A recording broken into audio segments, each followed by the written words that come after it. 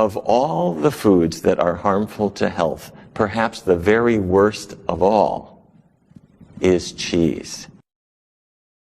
New at 6, a surprising health alert tonight. Quite surprising. A group of doctors says something most of us keep in our refrigerator regularly may actually lead to breast cancer. And the story is almost unbelievable considering how many people enjoy dairy products. But this is disturbing health news, especially for all of the cheese lovers out there. More than 12,000 doctors now across the country are calling on the FDA to put a cancer warning label on all cheese products. Dr. Deborah Wilson with the Feathers Foundation and Circle L Ranch is sounding the alarm. The alarm is about the risk of eating particularly cheese. She's one of 12,000 doctors trying to get the FDA's attention when it comes to cheese products. That is associated with a higher risk of not only getting breast cancer, but dying of breast cancer if you have breast cancer.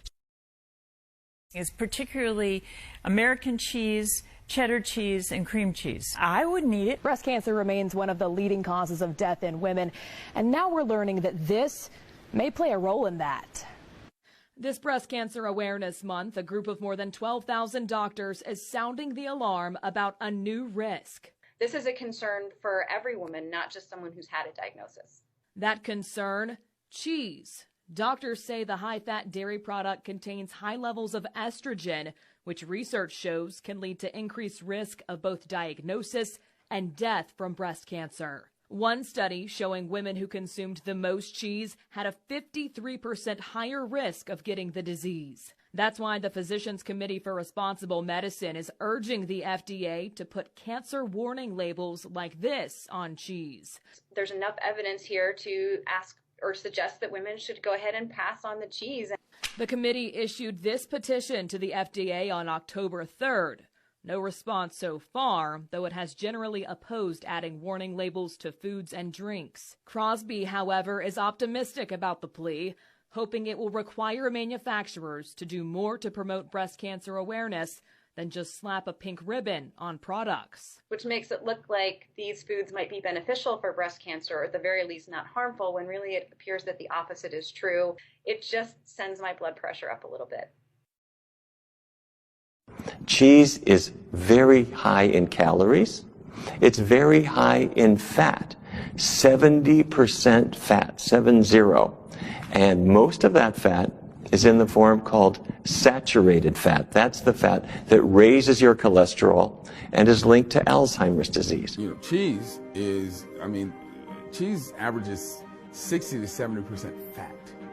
When you take, 2 gallons of milk and concentrate it down to a pound of cheese, you got all of those morphine-like reward compounds concentrated in that cheese. And yeah, when people eat it, they're like, this is awesome. It's a perversion of what nature intended, and it's making people eat this artery-clogging, disease-causing stuff. When an adult human ingests something that starts to make our cells want to try and grow, our cells really can't grow. But what they can do is become tumors. And some of those tumors can end up being cancers. And that's one of the reasons that you see that dairy foods are associated with cancer growth. Cheese seems to be addicting. People get hooked on cheese, and they want it every day. And because it's high in calories and fat, they gain weight. Because it's high in cholesterol as well as the bad fat, their cholesterol levels go up.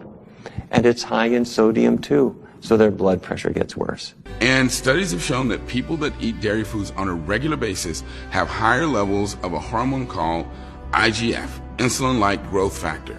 And insulin-like growth factor is a known cancer promoter.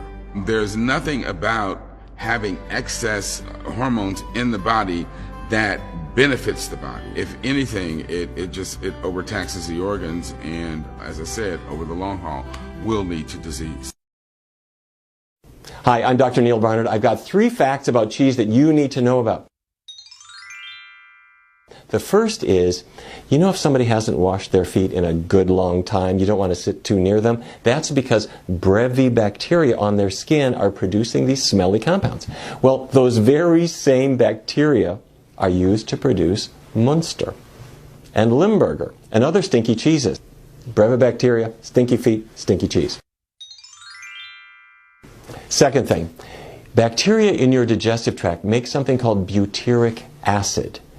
And bacteria used to produce cheeses make the very same butyric acid. So if you ever thought Parmesan smells a little like vomit, it's because it's exactly the same thing.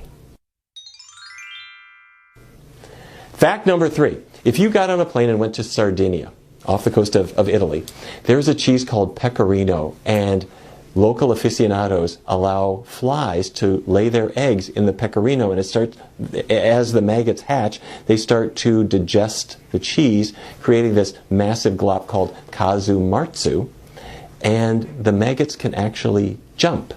So you spread it very quickly on some flatbread, and you put a card under your nose as you shove the casu marzu into your mouth, hoping not to get struck by a leaping maggot. Pretty, isn't it?